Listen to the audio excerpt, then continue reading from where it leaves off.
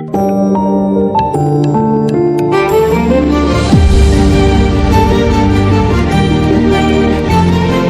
மக்களை, TRI அகாடமியிலிருந்து இன்னைக்கான வகுப்பு என்ன பார்க்க போறோம் அப்படின்னா, புவியியல் ஜாகிரபில 10வது வகுப்புல முதல் பாடம் இந்தியாவுடைய அமைவிடம், நிலத்தோற்றம், காலநிலை.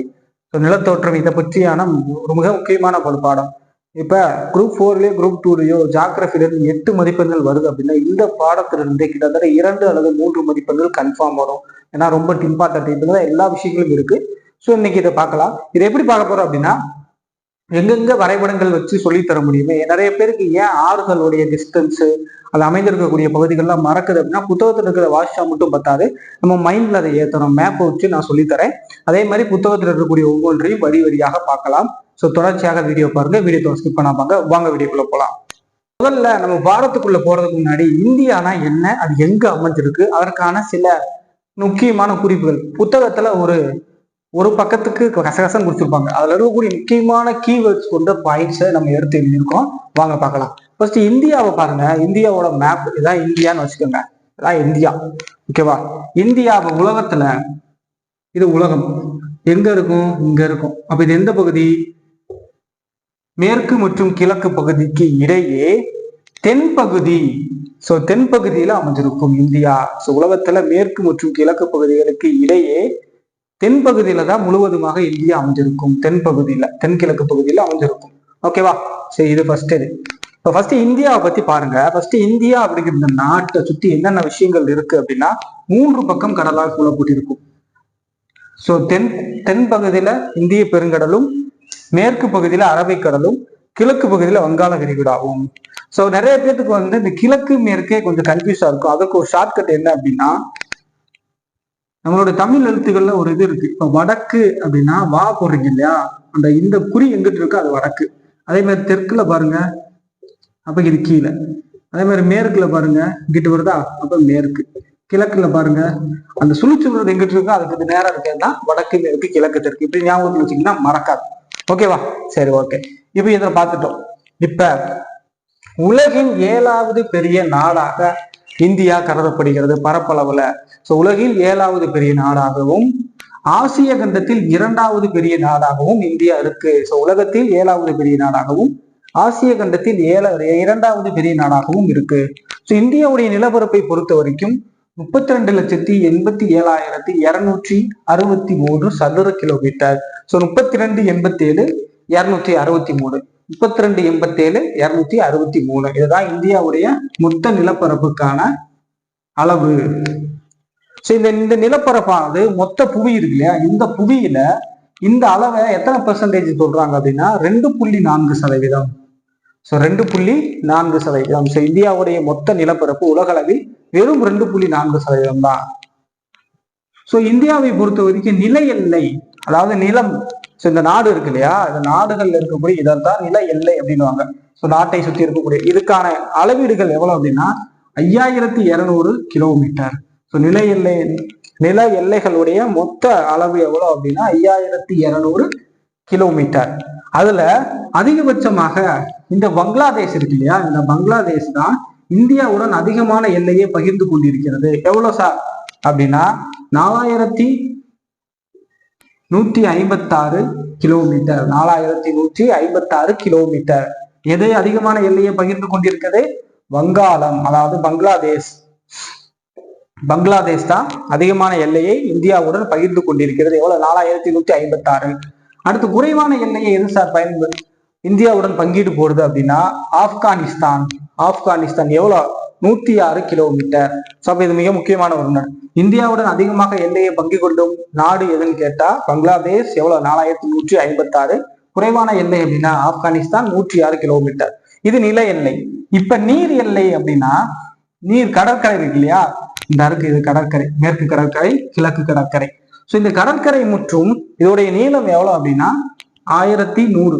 நல்லா புரிஞ்சுக்கணும், கடற்கரைக்கு மட்டுமான மொத்த நீளம்னா 6100 கிலோமீட்டர். இப்ப மேற்கு கடற்கரை, கிழக்கு கடற்கரை இதை மட்டும் சேர்த்தோம் அப்படின்னா 6100 கிலோமீட்டர். கடற்கரை பிளஸ் தீவுகள் என்ன இருக்கு? லட்சத்தீவு, அந்தோமான் நிக்கோபார் தீவு, இதெல்லாம் சேர்த்து வரப்ப அதோடைய நில எல்லை எவ்வளவு, நீர் எல்லை அப்படின்னா 7516.6 கிலோமீட்டர். 7516.6 கிலோமீட்டர். கேட்பாங்க, இந்தியாவின் நீர் எல்லை எவ்வளவு, கடற்கரை நீளம் எவ்வளவு, மொத்த நீளம் அப்படின்னா கடற்கரையோட மொத்த நீளம்னா 6100. கடற்கரை மற்றும் தீவுகளின் மொத்தம் நீளம் எவ்வளவு அப்படின்னு கேட்டாங்க அப்படின்னா 7516.6 கிலோமீட்டர். ரெண்டையும் குழப்பிடக்கூடாது, தெளிவாக படிக்கணும். ஓகேவா? அப்ப நீர் எல்லை நில எல்லை பார்த்துட்டோம். அடுத்ததாக இந்த நில எல்லைகளை பொறுத்த வரைக்கும் ஒரு மிக முக்கியமான விஷயம் என்ன அப்படின்னா, நில எல்லையை பொறுத்த வரைக்கும் வடமேற்கு, வடக்கு மேற்கு, வடமேற்கில் பாகிஸ்தான் மற்றும் ஆப்கானிஸ்தானும், இந்தியாவின் வடக்கில் சீனா, நேபாளம், பூட்டான் ஆகிய நாடுகளும், கிழக்கில் பங்களாதேஷ், மியான்மர் ஆகிய நாடுகளும் உள்ளன. அதே மாதிரி இந்தியாவுடைய உலக மேப்ல பார்த்தோம் அப்படின்னா தென்பகுதியில இருக்கு. மேற்கு பகுதிகளில் இருக்கக்கூடிய இந்த எல்லை, மேற்கு பகுதியில் இருக்கக்கூடிய இந்த எல்லையை ஐரோப்பிய நாடுகள், ஆப்பிரிக்கா, ஆசிய நாடுகளுடன் பங்கிட்டுக் கொள்கிறது. அதிலிருந்து நிறைய மக்கள் வணிகம் செய்வதற்கு மிக முக்கிய ஒரு இடமாக இருக்கு. அதே மாதிரி இந்திய பெருங்கடல் வழி இலங்கையிலிருந்து வருவதற்கு மிக முக்கியமான ஒரு இடமாக இருக்கு. இதெல்லாம் புத்தகத்துல கொடுத்துருப்பாங்க. நம்ம இதை வச்சே பார்த்துட்டோம் அப்படின்னா எளிமையாக புரிஞ்சிடும். இப்ப நிலத்திற்கான எந்தெந்த நாடுகள் எந்தெந்த பக்கத்துல இருக்குன்னு பார்த்துட்டோம். இப்ப நிலம் நீர்ல பார்ப்போம். நீர்ல பாத்தீங்க அப்படின்னா மேற்கில் அரபிக்கடலும், கிழக்கில் வங்காள விரிகுடாவும், தெற்கில் இந்திய பெருங்கடலும் அமைந்த ஒரு 3 புறம் சூழப்பட்ட ஒரு நாடுதான் எது? இந்தியா. இதெல்லாம் கேட்பாங்க, மேற்குல என்ன இருக்கு, கிழக்குல என்ன இருக்கு, தெற்குல என்ன இருக்குன்னு. அதை பார்த்துக்கோங்க. அப்ப நீர் நிலம் பார்த்துட்டோம். அடுத்து ஆசியாவின் தென்பகுதியில் இந்தியா உள்ளது. நான் முன்னாடி சொன்ன மாதிரி இந்தியா இப்படி உலகம் இப்படி இருக்கு அப்படின்னா இங்கதான் இந்தியா இருக்கு. அப்ப என்ன தென்பகுதி தானே, இப்படி பிரிச்சோம் அப்படின்னா தென்பகுதி.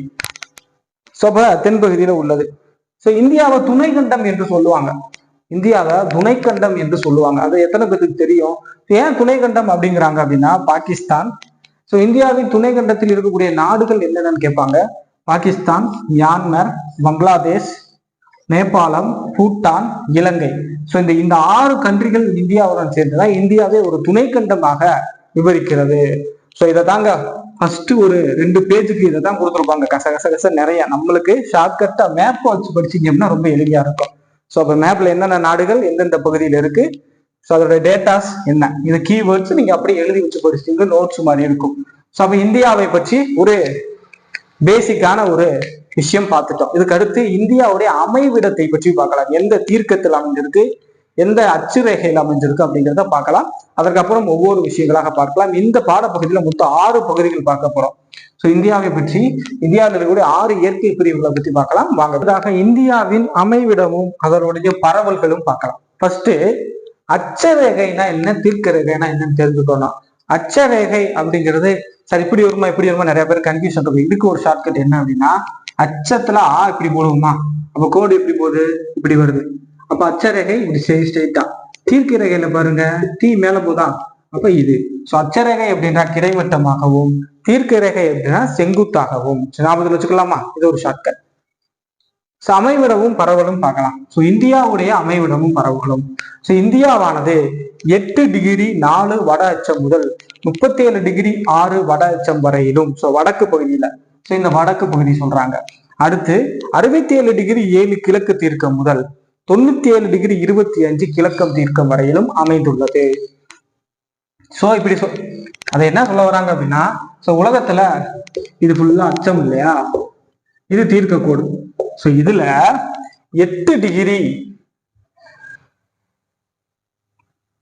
அச்சக்கோடு 8 டிகிரி 4ல இருந்து 37 டிகிரி 4 வரைக்கும், தீர்க்கத்துல 68 டிகிரி 7ல இருந்து 97 டிகிரி 25 வரைக்கும் இடையில இந்தியா அமைஞ்சிருக்கதா சொல்றாங்க. இதைத்தான் இப்படி டேட்டாவா கொடுத்துருக்காங்க. அதை நம்ம மைண்ட்ல வச்சுக்கிறோம். அப்ப 8 டிகிரி 4 வட அச்சம் முதல் 37 டிகிரி 6 வட அச்சம் வரையிலும், கிழக்கு தீர்க்கத்துல பாருங்க 68 டிகிரி 7 முதல் 97 டிகிரி 25 வரைக்கும் இந்தியா அமைந்துள்ளதாக சொல்றாங்க. இது உலகத்துடைய வரைபடத்துல கொடுத்திருக்கு. அடுத்து முழுமையாக இந்தியாவானது இந்த அமைப்பு படி பார்த்தோம் அப்படின்னா வடகிழக்கு பகுதி அரைகோளத்தில் அமைந்துள்ளது. வடகிழக்கு, வடக்கு இந்த இருக்கு, கிழக்கு எங்கிட்டு இருக்கு, இங்கிட்டு இருக்கு. அப்ப இங்க அமைஞ்சிருந்ததா சொல்றாங்க. வடகிழக்கு அரைகோளத்தில் முழுமையாக இந்தியா அடைந்துள்ளதாக சொல்லப்படுகிறது. ஓகேவா? அடுத்து இந்தியாவுடைய முனைகள் பார்த்தோம் அப்படின்னா, இது தெற்கு பகுதி, இது வடக்கு பகுதி. தென் பகுதியில கடைசியாக இருப்பது கன்னியாகுமரி. தென்முனை என்னது அப்படின்னா குமரி முனை. தென்முனை குமரி முனை. அடுத்து வடமுனை என்னது அப்படின்னா, வடமுனையில முன்னாடி பிக்மலியன் என்று அழைக்கப்பட்ட இந்திரா முனை தான் இந்தியாவின் வடமுனை. ஸோ இது எங்க சார் இருக்கு அப்படின்னா 6°45 வட அச்சத்தில் உள்ளது. 6°45 வட அச்சத்தில் உள்ளதாக சொல்லப்படுகிறது. 6°45 வட அச்சத்தில் உள்ளதாக இந்திரா முனை. அப்ப வடக்கு முனை எது? இந்திரா முனை. தென்முனை குமரி முனை. இது ஒரு டேட்டா. அடுத்ததாக இந்தியாவை 23°30 வட அச்சமானது கடகரேகை இந்தியாவின் மையமாக செல்கிறது. சோ அச்சரேகை இந்தியாவில மையத்தில் போகக்கூடிய இந்த ரேகையை தான் சொல்றாங்க. இது எந்த ரேகை அப்படின்னா 23°30. சோ மகர ரேகை இந்தியாவின் நடுப்பகுதியில செல்கிறது. சோ இதான் சொல்றாங்க. அது இல்லாம இந்தியாவின் பரப்பெல்லைகள் தெரிஞ்சுக்கணும். இந்தியாவுடைய பரப்பெல்லைகள் பாத்தீங்க அப்படின்னா இங்க மேல என்ன இருக்கு அப்படின்னா லடாக். சோ மேல வடக்கு பகுதியில லடாக், வடக்கில் லடாக்கில் இருந்து தெற்கே கன்னியாகுமரி வரை, கன்னியாகுமரி வரை 3214 கிலோமீட்டர், 3214 கிலோமீட்டர் பரப்பளவு. சோ வடக்கிலிருந்து தெற்கு வரைக்கும், லடாக்கில் இருந்து கன்னியாகுமரி வரை வடக்கிலிருந்து தெற்கு வரைக்கும் 3214 கிலோமீட்டர் நீளம். அடுத்ததாக குஜராத்தில் உள்ள ரான் ஆஃப் கட்ச், ரான் ஆஃப் கட்ச் முதல் கிழக்கே அருணாச்சல பிரதேசம் வரைக்கும், அருணாச்சல பிரதேசம் வரைக்கும் 2933 கிலோமீட்டர் நீளம். வடக்கு தெற்கு 3214, கிழக்கு மேற்கு 2933 கிலோமீட்டர். இது பரப்பெல்லை. எங்க இருந்து எங்க? லடாக்ல இருந்து கன்னியாகுமரி, ரான் ஆஃப் கட்சில இருந்து அருணாச்சல பிரதேசம் வரைக்கும். இது முக்கியமான ஒரு டேட்டா. ஓகேவா? இப்ப இந்தியாவுடைய நேரமானது இங்க குஜராத்தில் இருக்கக்கூடிய இந்த பகுதி மக்களுக்கு சூரியன் வரக்கூடியது. இங்க அருணாச்சல பிரதேசத்தில் இருக்கக்கூடிய மக்கள் குஜராத்தை விட 2.5 மணி நேரத்துக்கு முன்னாடி சூரிய உதயம் ஆயிடுது. அப்ப நேரத்தை கணக்கிடுறது இங்க பிரச்சனை வருது. ஏன் அப்படின்னா இங்க குஜராத்தில் இருக்க மக்களுக்கு இப்போ ஒரு 8 மணிக்கு சூரியன் உதிக்குது அப்படின்னா அருணாச்சல பிரதேசத்துல இருக்கக்கூடிய மக்களுக்கு 2.5 மணி நேரத்துக்கு முன்னாடி, அப்ப 6:30க்கே அங்க சூரியன், 5:30க்கே சூரியன் உதிச்சிருதான். 5:30க்கே சூரியன் உதிச்சிருது. அதனால இந்த பிரச்சனையை தீர்ப்பதற்கு என்ன பண்றாங்க அப்படின்னா மத்திய தீர்க்க ரேகை 82°30. இந்த மத்திய தீர்க்க ரேகை இருக்குல்ல 82°30, இதை சரியா எடுத்துக்கிட்டு இதை வச்சுதான் இந்திய திட்ட நேரம் கணக்கிடப்படுகிறது. எது? 82°30. இது எது வழியாக செல்லுது அப்படின்னா அகமதாபாத்தில் உள்ள மீர்சாப்பூரின் வழியாக இந்த தீர்க்க ரேகையானது செல்கிறது. மீட்க ரேகையாக செல்கிறது.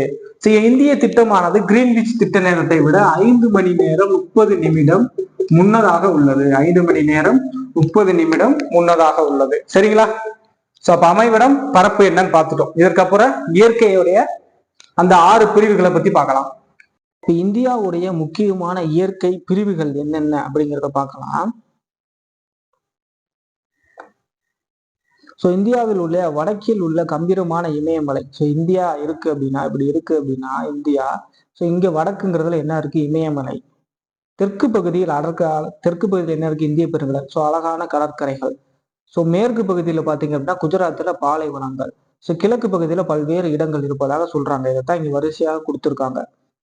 இந்தியாவுடைய முக்கியமான இயற்கை பிரிவுகளை எப்படி பிரிக்கலாம் அப்படின்னா 5 பெரும் பிரிவுகளாக பிரிக்கலாம். அதுல என்னென்ன அப்படின்னா வடக்கு மலைகள். வடக்கு மலை ஃபர்ஸ்ட். செகண்ட் வடக்கு பெரும் சமவெளிகள். அடுத்து தீபகற்ப பீடபூமி. 4 கடற்கரை சமவெளி, 5 தீவுகள். அடுத்ததாக வடிகால் அமைப்பு. மொத்தம் 6 இருக்கு நதிகள். கம்ப்ளீட்டாக நம்ம பார்க்கலாம். ஃபர்ஸ்ட் நம்ம வடக்கு மலைகள்னா என்ன, வடக்கு மலைகள்னா என்ன அப்படிங்கிறத பார்க்கலாம். வடக்கு மலைகள்னா வேற ஒண்ணும் கிடையாதுங்க. இமயமலை இருக்கு இல்லையா, இமயமலையத்தான் வடக்கு மலை அப்படிங்கிறாங்க. உலகில் மிக உயரமான மற்றும் இளமையான ஒரு மலையத்தான் இமயமலை. இமயமலை எங்க இருக்கு? இதுதான் மேப் அப்படின்னா, பார்டர் அப்படின்னா இங்க நேபாளம் இதுல இருந்து இது வரைக்கும் இருக்கக்கூடிய இந்த பகுதியை தான் இமயமலை அப்படின்னுவாங்க. அதைத்தான் சொல்றாங்க உலகின் இளமையான மற்றும் உயரமான மலை. எனில் மலை சில மில்லியன் ஆண்டுகளுக்கு முன்புதான் உருவாச்சு.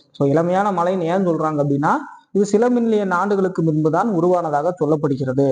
எப்படி சார் இது உருவாகுச்சு அப்படின்னா புவியுடைய பேரியக்க விசையின் காரணமாக இவை மடிக்கப்பட்டு உருவாக்கப்பட்டதால் இவை மடிப்பு மலைகள் என்று அழைக்கப்படுகிறது. ஸோ இமயமலையின் மற்றொரு பெயர் என்னன்னு கேட்பாங்க, மடிப்பு மலை.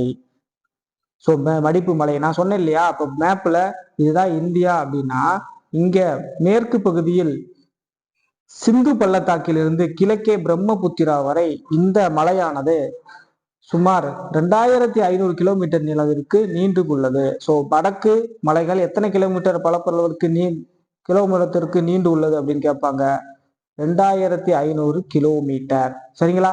ஓகே. அடுத்து இதை பார்த்தீங்க அப்படின்னா இந்த மலையானது இந்தியா மேப் இருக்கு இது எப்படின்னா, இது இந்தியா மேப்னு வச்சுக்கோங்க. காஷ்மீரில் 500 மீட்டர் அகலத்துடனும் அருணாச்சல பிரதேசத்தில் 200 மீட்டர் அகலத்துடனும் உள்ளது. அப்ப என்ன, வடக்கில் இருந்து கிழக்கு நோக்கி செல்ல செல்ல அதனுடைய அகலமானது குறைகிறது.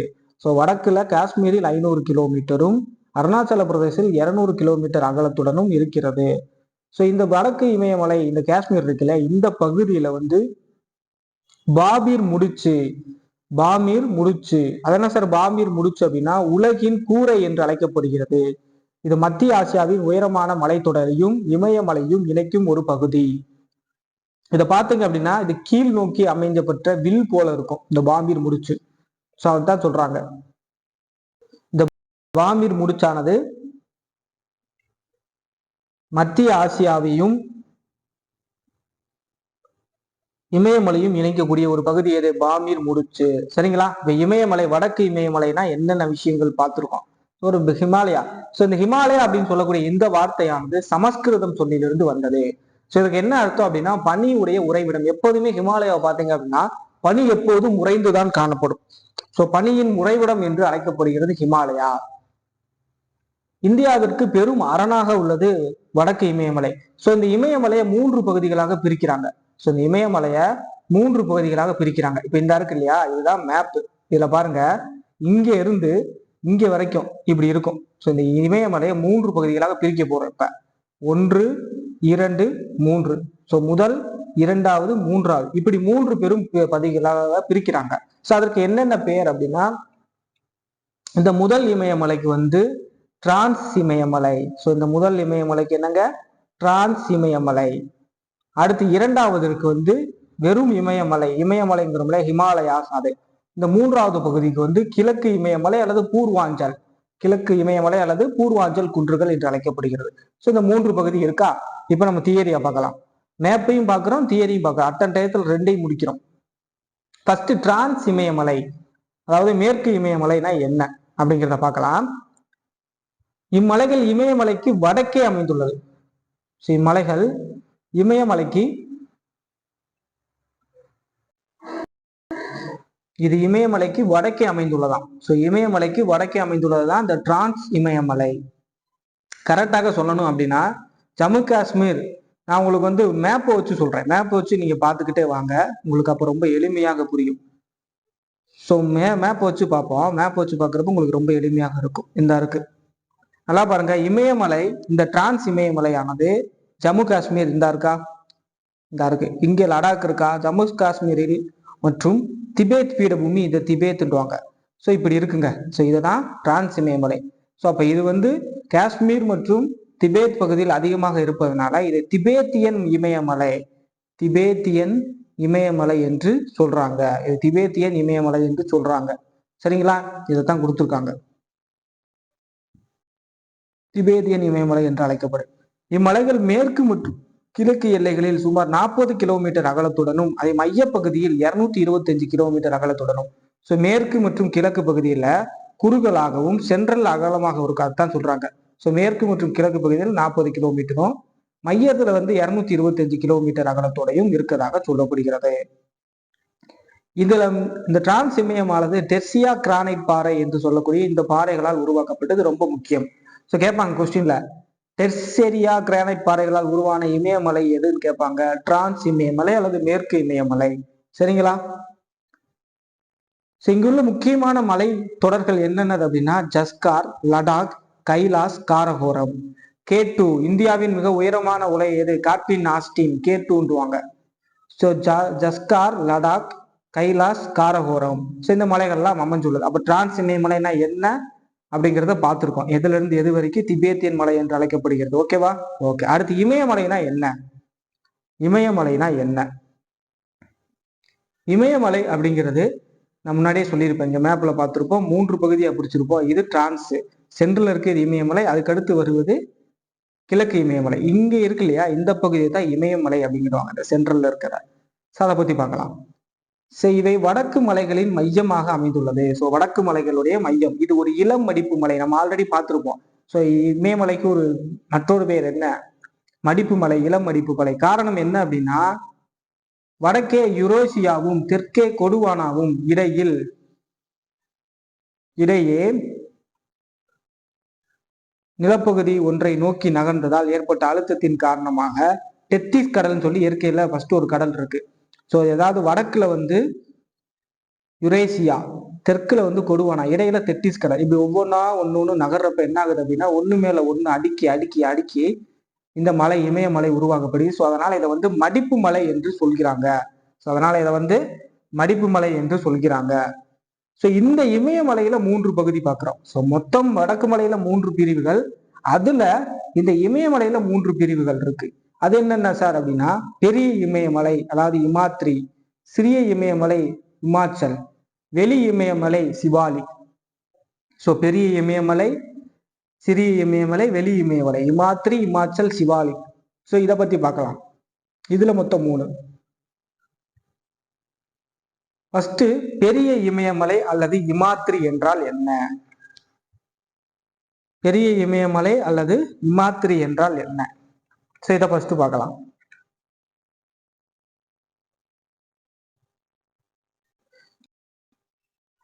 உள் இமயமலை அல்லது பெரிய இமயமலை, இமாத்ரி, இதெல்லாம் இதற்குரிய பேர்கள்.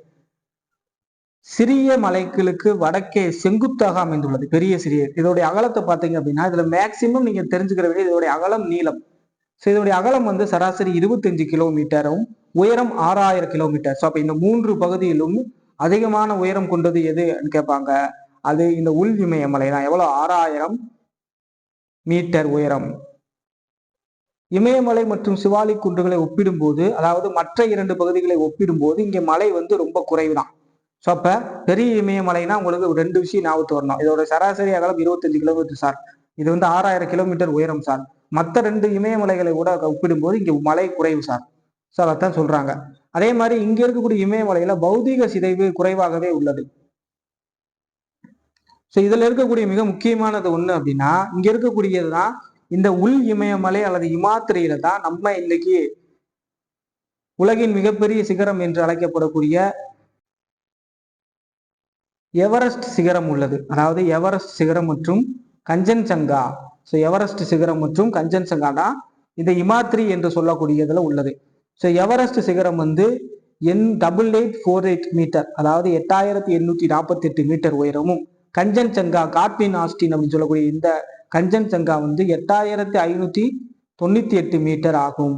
இந்தியாவில் உள்ள மிக உயரமான சிகரம் எதுன்னு கேட்பாங்க. கஞ்சன்சங்கா 8586 மீட்டர். இது இந்த மிக முக்கியமான இந்த உயரமான பகுதிகள் எல்லாம் இங்கதான் இருக்கிறதாக சொல்லப்படுகிறது.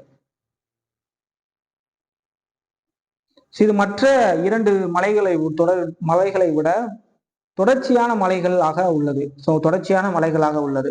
இங்க இருக்கக்கூடிய மிக முக்கியமானது ஒன்று என்னென்ன இடங்கள் அப்படின்னா, கங்கோதிரி, யமுனோதிரி, சியான்சின் போன்ற பனியாறுகள் காணப்படுகின்றன. இதெல்லாம் உள் இமயமலையில் உள்ள சில விஷயங்கள். ஓகேவா? அடுத்து மத்திய இமயமலை, அதாவது சிறிய இமயமலை அப்படின்னா என்னங்கிறத பார்க்கலாம். இது இமயமலையின் மத்திய பகுதியில் அமைந்துள்ளது. இதன் சராசரி அகலம் 20 கிலோமீட்டர். அங்க பார்த்திருப்போம் இமாத்திரிக்கு 25 கிலோமீட்டர். உயரம் 6000. இங்க பாருங்க 3700 முதல் 4500 வரை உயரம் உள்ளது. வெண்கல் பாறைகள், இந்த மாதிரி நிறைய விஷயங்கள் இருக்கு. காடுகள் அழிப்பு மிக அதிகமாக இருப்பதனால இங்க மழைப்பொழிவின் காரணமாக மண்ணெரிப்பு அதிகமாக ஏற்படுது. எங்க சிறிய இமயமலை அல்லது இமாச்சல்ல. அதே மாதிரி இங்க இருக்கக்கூடிய மிக முக்கியமானது என்ன அப்படின்னா, இந்த புகழ்பெற்ற இடங்கள் இருக்கு இல்லையா, அந்த கோடை விடுமுறைக்கு செல்லக்கூடிய இடங்களான சிம்லா, முசோரி, நைனிடால், அல்மோரா, ராணிகட், டார்ஜிலிங் போன்றவை இந்த இமயமலையில தான் அமைஞ்சிருக்கு. போன்றவை இந்த இமயமலையில தான் அமைஞ்சிருக்கிறதா சொல்றாங்க. இதுதான் மத்திய இமயமலை பற்றி கொடுத்திருக்க விஷயம். இதை தவிர வேற எதுவும் கொடுக்கல. அடுத்து இந்த கட்டத்துல கொடுத்துருக்காங்க பாத்தீங்களா, இதை கொஞ்சம் நல்லா படிச்சுங்க. கணவாய்களை பத்தி கேட்பாங்க. காரகோரம் கணவாய்னா ஜம்மு காஷ்மீருக்கு இடையில, ஜொலியம் கணவாய் அல்லது சிப்கிலா கணவாய் அப்படின்னா இமாச்சல பிரதேசம், பொமிடிலா கணவாய் அருணாச்சல பிரதேசம், நதுலா மற்றும் ஜெலிப்லா கணவாய் அப்படிங்கிறது சிக்கிம். ஸோ இதெல்லாம் இமயமலையில் உள்ள முக்கியமான கணவாய்கள். இதை கொஞ்சம் தெளிவா படிச்சுக்கோங்க. அடுத்து வெளி இமயமலை அல்லது சிவாலிக். அடுத்து வெளி இமயமலை அல்லது சிவாலிக் அப்படின்னா இமயமலை தொடரானது ஜம்மு காஷ்மீரிலிருந்து அஸ்ஸாம் வரைக்கும் பரவி இருக்கு. ஸோ இந்த இமயமலை ஜம்மு காஷ்மீர்ல அஸ்ஸாம் வரைக்கும் உள்ளது. ஸோ இதனுடைய உயரம் 900 மீட்டர்ல இருந்து 1100 மீட்டர் வரை, சராசரியாக 1000 மீட்டர்னு வச்சுக்கோங்க. ஸோ அப்ப ஃபர்ஸ்ட் இதுக்கு இமாத்திரிக்கு பார்த்தது 6000 மீட்டர், ரெண்டாவது சிறிய இமயமலைக்கு 3500 இருந்து 4500. இப்ப வெளி இமயமலைக்கு பாத்தீங்க அப்படின்னா வெறும் 1000 மீட்டர் தான் உயரம். இதன் சராசரி அகலம் 50 மீட்டரில் இருந்து 10 மீட்டர் வரை, கிழக்கு மேற்குல 50 கிலோமீட்டர் அகலமும் கிழக்கு பகுதியில 10 கிலோமீட்டர் அகலமும் உள்ளதாக சொல்லப்படுகிறது. ஸோ இதெல்லாம் தான் இதுல அடிக்கடி கேட்கக்கூடிய விஷயங்கள். ஸோ இதுல இதை கிழக்கு பகுதிகளில் டுயர்ஸ் என்றும் மேற்கு பகுதியில டூன்கள் என்றும் அழைக்கப்படுகிறது. ரொம்ப முக்கியமான ஒன்று. கிழக்கு பகுதிகள் டுயர்ஸ் என்றும் மேற்கு பகுதிகளில் டூன்ஸ் என்றும் அழைக்கப்படுகிறது. ஸோ அவ்வளவுதான். ஸோ அப்ப இமயமலையில 3 பிரிவுகள் பார்த்துட்டோம். அடுத்து பூர்வாஞ்சல், இதை பார்த்துட்டோம் அப்படின்னா கம்ப்ளீட்டா வடக்கு பெரும் இமயமலைகள் முடிஞ்சு. பூர்வாஞ்சல் அப்படிங்கிறது என்ன அப்படின்னா இமயமலையின் கிழக்கு கிளை. ஸோ இப்படி 3 பகுதி பார்த்திருப்போம். அதுல இந்த 3வது இருக்கிறது தான் பூர்வாஞ்சல். இமயமலையின் வடகிழக்கு மாநிலங்களில் பரவி உள்ளதாம். ஸோ பெரும்பாலான குன்றுகள் மற்றும் இந்திய எல்லைகளுக்கு இடையே காணப்படுகிறதாம். ஸோ இங்க இருக்கக்கூடிய மிக முக்கியமான இடங்கள் என்னது அப்படின்னா டாப்லா, அபோர், பிஸ்மி, பட்காயம், நாகா, மணிப்பூர், காரோ, காசி, ஜெயந்தியா குன்றுகள் அனைத்தும் ஒன்றிணைந்து பூர்வாஞ்சல் மலை என்று அழைக்கப்படுகிறது. ஸோ பூர்வாஞ்சல் அப்படின்னா பல குன்றுகள் சேர்ந்து உருவாக்கப்பட்டதான் பூர்வாஞ்சல். ஸோ அதைத்தான் சொல்றாங்க. ஓகேவா? ஸோ அப்ப வடபெரும் சமவெளிகள், வடபெரும் மலைகள் பத்தி படிச்சுட்டோம். ஸோ அதோடைய முக்கியத்துவம் என்ன? ஸோ இமயமலையுடைய முக்கியத்துவங்கள் என்ன? ஸோ தென்மேற்கு பருவ காற்றை தடுத்து வட இந்தியா பகுதிக்கு கனமழையை தருகிறது. ஸோ தென்மேற்கு பருவ காற்று இப்படி போகும், அதை தடுத்து வட இந்தியா பகுதிகளுக்கு கனமழையை தருவதாக சொல்றாங்க. அடுத்ததாக இந்திய துணர்கண்டத்திற்கு இயற்கை அரணாக இருக்கு. வற்றார நதிகளான சிந்து, கங்கை, பிரம்மபுத்திரா ஆகிய ஆறுகள் பிறப்பிடமாக உள்ளது. இதெல்லாம் நம்ம பின்னாடி பார்க்கலாம். இயற்கையின் அழகு காரணமாக இங்க மிகப்பெரிய சுற்றுலா தலமாக இருக்கலாம். கோடை வாழ்விடங்களான கேதார்நாத், அமர்நாத், பத்ரிநாத், வைஷ்ணவி தேவி போன்ற கோயில்கள் இங்கே இருக்காம் இமயமலையில. அதே மாதிரி வனப்பொருட்கள் சார்ந்த தொழில்கள் இங்க ரொம்ப சிறப்பாக இருக்கு. மத்திய ஆசியாவிலிருந்து வீசும் குளிர்காற்றை தடுத்து இந்தியாவை குளிரிலிருந்து பாதுகாக்கிறது. ரொம்ப முக்கியமானது. இமயமலை பல்லுயிர் மண்டலத்திற்கு பெயர் பெற்றவை ஆகும். இமயமலை பல்லுயிர் மண்டலத்திற்கு பெயர் பெற்றவை ஆகும். ஸோ அப்ப வடபெரும் இமயமலைகள்ல 3 பகுதி பார்த்தோம். அதுல இமயமலையில 3 பார்த்திருக்கோம். ஸோ இதோட முடிச்சு. அடுத்து வடபெரும் சமவெளிகள். ஸோ வடபெரும் மலைகளை அடுத்து வடபெரும் சமவெளிகள். இது எங்க சார் இருக்கு அப்படின்னா இந்தியாவுடைய மேப்ல வடபெரும் மலைகளுக்கு தென்கிழக்கு, தெற்கு, தென் பகுதியில வடபெரும் சமவெளிகள் இருக்கு. ஸோ வடபெரும் சமவெளிகள். ஸோ வடக்கு மலைகளின் தென்முறம் அமைந்துள்ளதுதான் இந்த வடக்கு சமவெளிகள். இந்த வடபெரும் சமவெளிகளை பொறுத்த வரைக்கும் சிந்து, கங்கை, பிரம்மபுத்திரா ஆறுகளால் அதனுடைய ஆறுகள் மற்றும் துணையாறுகள் மூலம் கொண்டு வரப்படுகின்ற மணல்களை படிய வைத்து உருவானதுதான் இந்த சமவெளிகள். சிந்து, கங்கை, பிரம்மபுத்திரா. வண்டல் மண் படிவுகள், இது வண்டல் மண் படிவுகளால் ஆனதுனால இது சமவெளி. ஸோ சமவெளி அப்படின்னா சமமாக இருக்கும், மேடு பள்ளமற்ற, அங்கங்கு கரடு புரடாக இல்லாமல் சமமான நிலப்பகுதியாக இருப்பதால் தான் சிந்து, கங்கை, பிரம்மபுத்திரா ஆகிய நதிகள் மூலம் உருவான வண்டல் மண் படிவுகள். ஸோ இந்த பெரும் வடபெரும் சமவெளிகளோட மொத்த நீளம் 2400 கிலோமீட்டர். அங்க வடக்கு மலைகள்ல 2500 கிலோமீட்டர்னு பார்த்திருப்போம். இது வடபெரும் சமவெளியுடைய மொத்த நீளம் 2400 கிலோமீட்டர் நீளம்.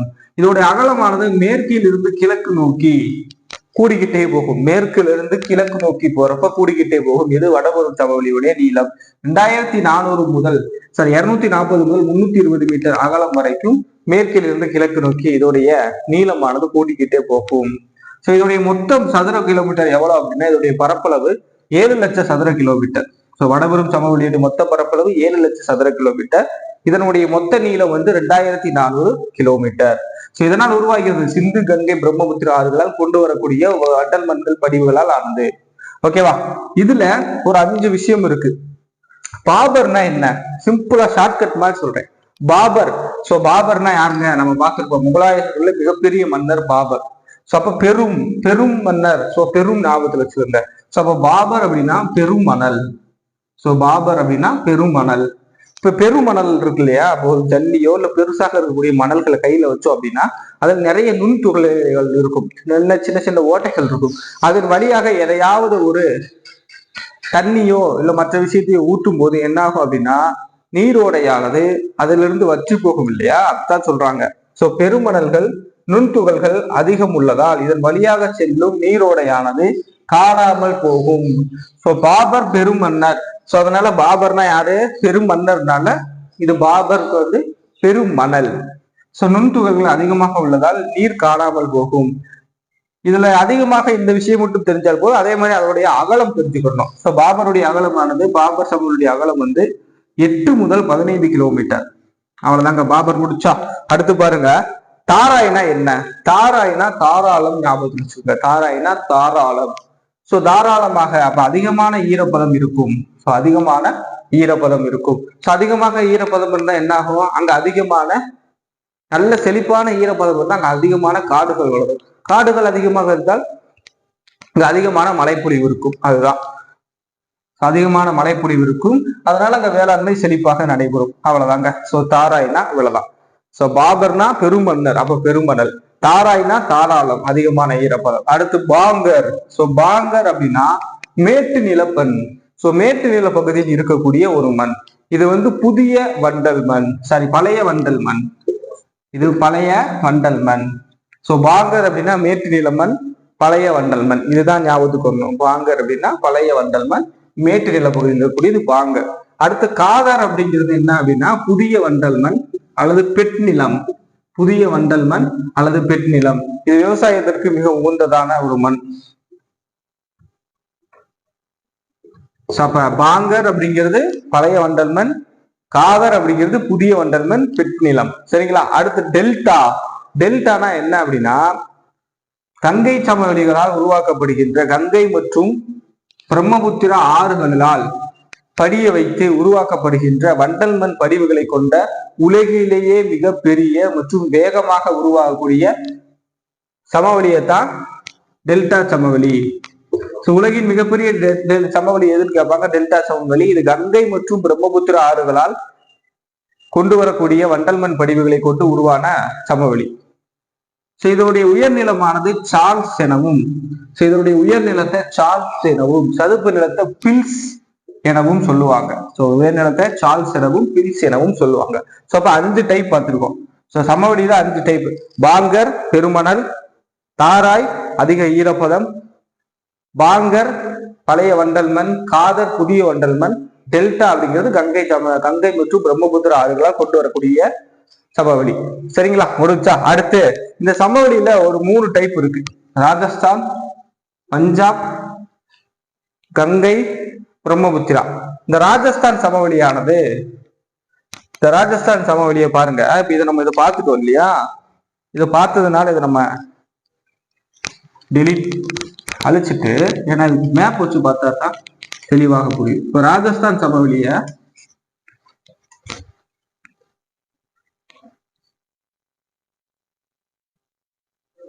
இது இந்தியா மேப்னு வச்சுக்கோங்க.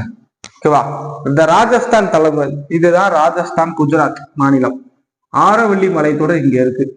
இந்த ஆரவல்லி மலைத்தொடருக்கு மேற்கு பகுதியில் இந்த ராஜஸ்தான் சமவெளி 1,75,000 சதுர கிலோமீட்டர், 1,75,000 சதுர கிலோமீட்டரில் பரவி உள்ளது. சோ ஏதாவது ஒரு சமவெளி பார்க்கிறோம் அப்படின்னா அங்க ஏதாவது ஒரு ஆறு கண்டிப்பாக ஓடும். ஆறுகள் ஓடி அதை கொண்டு வரக்கூடிய மணல்கள் சைட்ல படிய வைக்கப்பட்டு உருவாக்கப்படுவதா சமவெளி. சோ அப்ப இதுக்கு ராஜஸ்தானை பொறுத்த வரைக்கும் சிந்து நதியின் துணை நதிகளான லூனி மற்றும் சரஸ்வதி இந்த ஆறுகள் இங்கே ஓடி மறைந்து போன காரணத்தினால் இந்த சமவெளி உருவானதாக சொல்லப்படுகிறது. லூனி, சரஸ்வதி போன்ற ஆறுகள் ஓடி மறைந்த காரணத்தினால இங்க ராஜஸ்தான் சமவெளி உருவானதாக சொல்லப்படுகிறது. ஓகேவா? இந்த பகுதியில ஜெய்ப்பூர் பகுதியில உலகின் மிகப்பெரிய உப்பு ஏரியான சாம்பார் ஏரி உள்ளது. ஓகேவா? இதுதான். அடுத்து தார் பாலைவனம். தார் பாலைவனம் நம்ம நிறைய பேருக்கு தெரியும். இந்த தார் பாலைவனம், இந்த பகுதி ஃபுல்லாமே தார் பாலைவனம் தான். தார் பாலைவனமானது குஜராத் மற்றும் ராஜஸ்தான்ல அமைந்துள்ளது.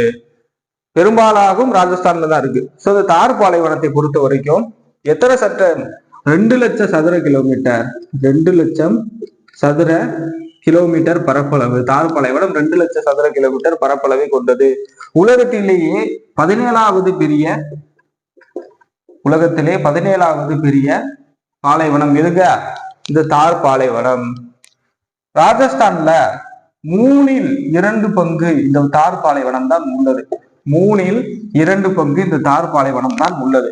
இங்க தார் பாலைவனத்துல மருஸ்தலி அப்படின்னு சொல்லி ஒரு நிலப்பகுதியும் இருக்கு.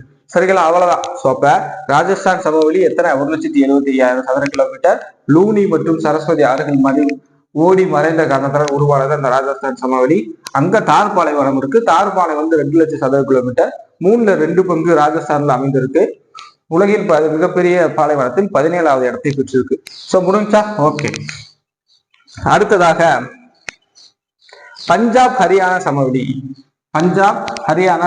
அது என்ன சார் பஞ்சாப் ஹரியானா சமவெளி அப்படின்னா, பஞ்சாப் ஹரியானா சமவெளியை பொறுத்த வரைக்கும்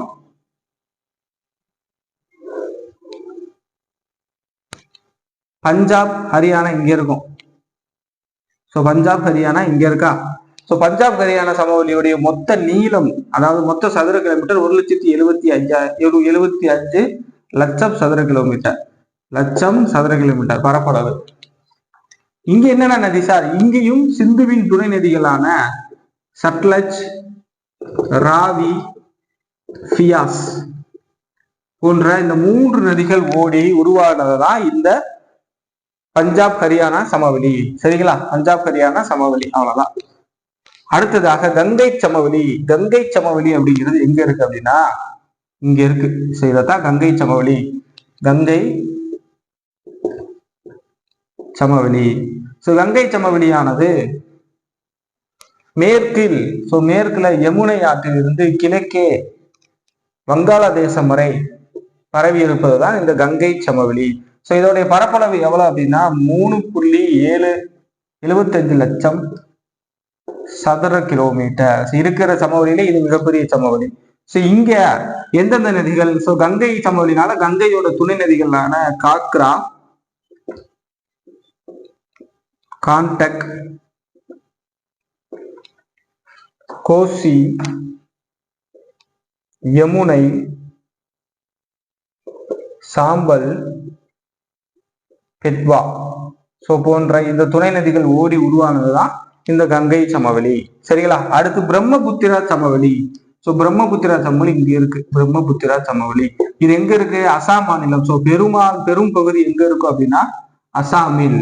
இதோடைய சதுர கிலோமீட்டர் பரப்பளவு எவ்வளவு அப்படின்னா 56.275 சதுர கிலோமீட்டர். 56.275 சதுர கிலோமீட்டர் பரப்பளவு. இங்க வண்டல் மண் விசிறிகள் இருக்கான். அதான் சொல்றாங்க. அவ்வளவுதாங்க. அப்ப பெரும் சமவெளிகள் கம்ப்ளீட்டா முடிச்சிட்டோம். ஓகேவா? தீபகற்ப பீடபூமிகள். பீடபூமிகளை பற்றி பார்க்கலாம். பீடபூமியானது வடக்கு சமவெளி இதுக்கு முன்னாடி பார்த்தோம் இல்லையா, அதற்கு தெற்கு பகுதியில் அமைந்ததுதான் பீடபூமிகள் அப்படிங்கிறாங்க. தீபகற்ப பீடபூமிகள். இதோடைய சதுர கிலோமீட்டர் ஆனது சுமார் 16 லட்சம் சதுர கிலோமீட்டர். இந்தியாவின் நிலப்பரப்பில் பாதி. இந்தியாவுடைய நிலப்பரப்பு 32 லட்சம் சதுர கிலோமீட்டர் பார்த்திருக்கோம். அதுல 16 லட்சம் சதுர கிலோமீட்டர்னா இந்தியாவுடைய மொத்த நிலப்பரப்புல பாதி பரப்பளவை இந்த தீபகற்ப பீடபூமி பெற்றுள்ளது. வடமேற்கே ஆரவல்லி மலைத்தொடரும்.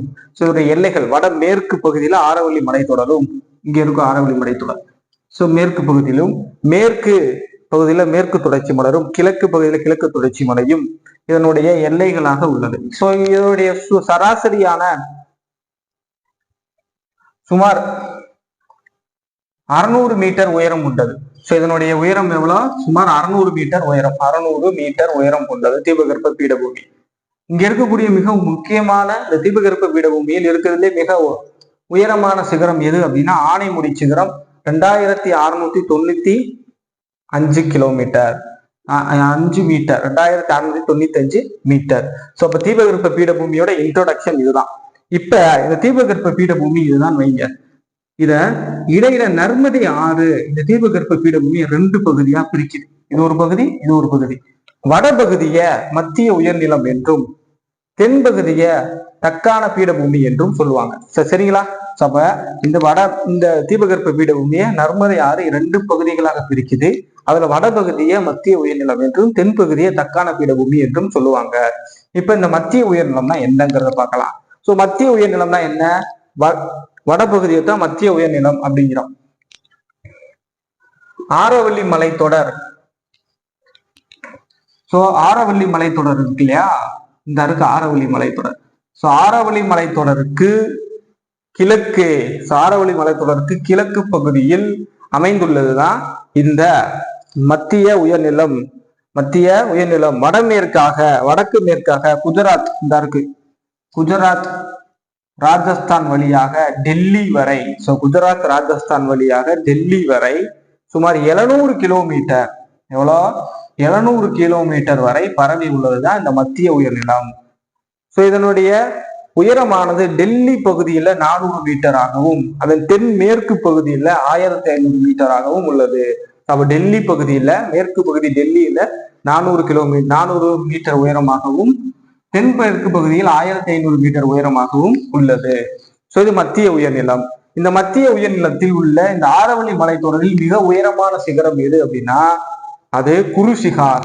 சோ குருசிகார் எவ்வளவு? இதனுடைய உயரமானது 1722 மீட்டர், 1722 மீட்டர். இந்த மத்திய உயர்நிலத்திலையும், இந்த மத்திய உயர்நிலம் இருக்கு இல்லையா, இதுலயும் ஒரு 2 பகுதி இருக்கு.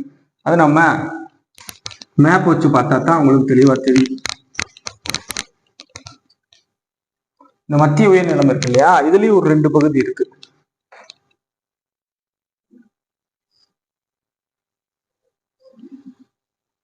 சோ இந்த மத்திய உயர்நிலம் இருக்கு. சோ இதுதான் மத்திய உயர்நிலம். இது வரைக்கும் இருக்கிறதுக்கு மத்திய உயர்நிலம். இதுல 2 பகுதி இருக்கு. ஒண்ணு மாவலா பீடபூமி, மலவா பீடபூமி இந்த இருக்கு. இது மலவா பீடபூமி. சோ மலவா பீடபூமியானது இந்த மத்திய உயர்நிலத்திற்கு கிழக்கு பகுதியாக உள்ளது. ஓகேவா? அடுத்ததாக சோட்டா நாக்பூரி, சோட்டா நாக்பூரி, சோட்டா நாக்பூர் பீடபூமி. இந்த பீடபூமியானது பெரும்பாலும் ஜார்க்கண்ட் மாநிலத்தில் உள்ளது. இங்கு இரும்பு தாது மற்றும் கனிம வளங்கள், நிலக்கரி போன்ற தாதுக்களுக்கு மிகவும் பிரபலப்பட்ட இடம். சோ அப்ப 2 பீடபூமி மத்திய உயர்நிலத்துல மாலவா பீடபூமி ஒன்று, இன்னொன்னு சோட்டா நாக்பூரி பீடபூமி. ஓகேவா? அடுத்தது பாருங்க, அடுத்தது தக்கான பீடபூமி. அது என்ன சார் தக்கான பீடபூமி? இது மட்டும் தெரிஞ்சா போதும். இது மேல இந்தியா இருக்குன்னு வச்சுக்கோங்க. அப்ப இந்த இருக்கா, இது தக்கான பீடபூமியா? இந்த தக்கான பீடபூமியானது நர்மதையாது இங்க போகுது. இது நர்மதைன்னு வச்சுக்கோங்க, நர்மதையாது போதா. இந்த தக்கான பீடபூமியானது இப்படி இருக்கும், முக்கோண வடிவத்தில். இதனுடைய இதுதான் தக்கான பீடபூமி. தென்பகுதியில் அமைந்திருக்கக்கூடிய இதைத்தான் தக்கான பீடபூமி. முக்கோண வடிவம் கொண்டது. இதனுடைய பரப்பளவு 7 லட்சம் சதுர கிலோமீட்டர், 7 லட்சம் சதுர கிலோமீட்டர் பரப்பளவை கொண்டது. இதனுடைய உயரமானது 500 மீட்டர் முதல் 1000 மீட்டர் உயரம் உடையவை. இதனுடைய உயரமானது 500 மீட்டர் முதல் 1000 மீட்டர் உடையவை. இதனுடைய எல்லைகளை பார்த்தா அப்படின்னா மேற்கு பகுதியில் மேற்கு தொடர்ச்சி மலையும், கிழக்கு பகுதியில் கிழக்கு தொடர்ச்சி மலையும், வடக்கே ராஜ்மஹால் குன்றுகளையும் தன்னுடைய எல்லைகளாக கொண்டு அமைந்ததுதான் இந்த தக்கான பீடபூமி அப்படிங்கிறோம். ஓகேவா? இப்ப பீடபூமி முடிஞ்சா அடுத்து தொடர்ச்சி மலைகள்னா என்ன, மேற்கு தொடர்ச்சி மலைகள்னா என்ன அப்படிங்கிறத பார்க்கலாம். பாருங்க, இதுக்கு இந்த இதே போதும், ஏன்னா நேரம் நம்மளுக்கு அதுக்கு வராது. இங்க குஜராத் இருக்கு அப்படின்னு ஞாபகத்துல வச்சுக்கோங்க. ஓகேவா? இப்ப மேற்கு தொடர்ச்சி மலைகள் அப்படிங்கிறது என்ன அப்படின்னா இங்க இருக்குது. இது மேற்கு தொடர்ச்சி மலைகள், இது கிழக்கு தொடர்ச்சி மலைகள். சோ இது மேற்கு தொடர்ச்சி மலையா? சோ இந்த மேற்கு தொடர்ச்சி மலைகள் ஆனது எங்க இருந்து எங்க வரைக்கும் அப்படின்னா குஜராத்திலிருந்து கன்னியாகுமரி வரை குஜராத்திலிருந்து கன்னியாகுமரி வரை இருக்கக்கூடிய இந்த பகுதியை தான் மேற்கு தொடர்ச்சி மலைகள். இது தொடர்ச்சியான மலைகள். இந்த மலைகள் வந்து இடையில கேப்பே இல்லாம தொடர்ச்சியாக இருக்கும். இந்த மலைகள்ல தான் கொடைக்கானல் வாழ்விடமும், பழனி மலை, ஏலக்காய் மலை போன்ற மிக முக்கியமான மலைகள் இருக்கு. ஓகேவா? மேற்கு தொடர்ச்சி மலை அவ்வளவுதான். இப்ப கிழக்கு தொடர்ச்சி மலையை பார்த்தோம் அப்படின்னா இவை தொடர்ச்சி அற்றவை. ஏன் அப்படின்னா பெரும்பாலான நதிகள் வந்து மேற்கு பகுதியில தோன்றி கிழக்கு பகுதியில வங்காள விரிகுடாவில தான் கலக்கும். ஸோ அப்படிங்கிறப்ப இடையில போறதுனால இது வந்து தொடர்ச்சியற்ற மலைகள். இப்போ எக்ஸாம்பிளுக்கு மகாநதி இங்கிட்டு போகும், கிருஷ்ணா, காவேரி, கோதாவரி, ஸோ இந்த மாதிரி நிறைய ஆறுகள் இந்த வழி போய் வங்காள விரிகுடாவில் கலப்பதனால இந்த கிழக்கு தொடர்ச்சி மலையானது ஒரு தொடர்ச்சியற்ற மலை.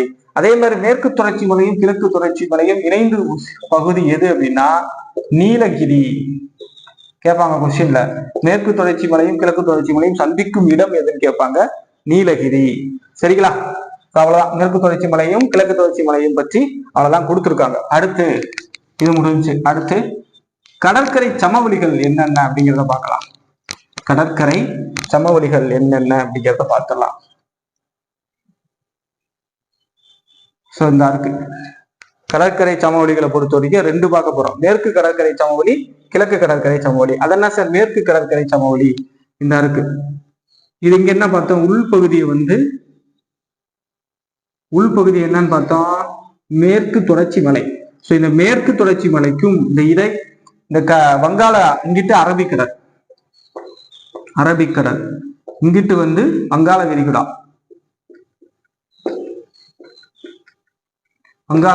சரிங்களா? சோ இதோடைய டெஃபினேஷன் எப்படி சொல்லுவாங்க அப்படின்னா, மேற்கு தொடர்ச்சி மலைக்கும் வங்காள விரிகுடாவுக்கும் இடைப்பட்ட பகுதி இருக்கு இல்லையா, இந்த இடைப்பட்ட பகுதியைத்தான் அரபிக்கடல் மேற்கு தொடர்ச்சி சமவெளி அப்படின்வாங்க. அதே மாதிரி கிழக்கு தொடர்ச்சி சமவெளிக்கு கிழக்கு தொடர்ச்சி மலைக்கும் வங்காள விரிகுடாவுக்கும் இடைப்பட்ட பகுதியை தான் கிழக்கு தொடர்ச்சி சமவெளி, கிழக்கு கடற்கரை சமவெளி அப்படின்வாங்க. ஓகேவா? இப்போ ஃபர்ஸ்ட் மேற்கு கடற்கரை சமவெளினா என்ன? மேற்கு கடற்கரை சமவெளியானது 10 கிலோமீட்டர் முதல் 80 கிலோமீட்டர் வரை அகலம் கொண்டது. ஃபர்ஸ்ட் விஷயம். ஓகேவா? இந்த மேற்கு கடற்கரை சமவெளியானது எங்க இருந்து எங்க வரைக்கும் அப்படின்னா, குஜராத்தில் உள்ள ரான் ஆஃப் கட்ச் பகுதியிலிருந்து தமிழ்நாட்டில் உள்ள கன்னியாகுமரி